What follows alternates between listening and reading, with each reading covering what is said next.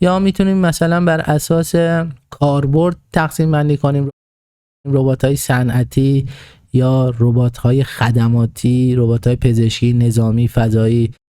خدماتی از جمله سرویس روباتیکس، مثلا مثل جارو برقی یا مثلا توی بیمارستان مریض رو جابجا کنن یا مثلا داروهای مختلف و تو سبدهای مختلف بریزن، چه میدونم تو اداره پست این بسته های متفاوت بریزن، از این جمله باشه. یا ربات‌های صنعتی که مثلا مثل بازوهایی که توی شرکت‌های ماشین سازی، خودرو سازی وظایف مختلفی دارن و غیره و غیره. اما از لحاظ فضای عملیاتی ربات‌ها به دو نوع ایندور و آوتدور یا محیط‌های بسته و فضای باز تقسیم میشن که هر کدوم چالش‌ها و نکات مربوط به خودشو داره. مثلا تو ربات‌هایی که توی فضای ایندور استفاده میشن مثل درون یک خانه یا درون یک کارخونه، درون یک ورهاوس، درون یک قسمتی که یک سری چالش‌های و فضای بیرون رو نداره، لحاظ داینامیکی یا پویایی محیط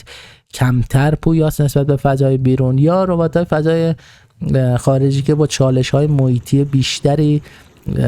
در طرفن، مثلا با نور فضا یا باد یا حیواناتی که ردشن، آبرانی که ردشن و مسائل مختلف. مثلا ربات‌های ایندور مثل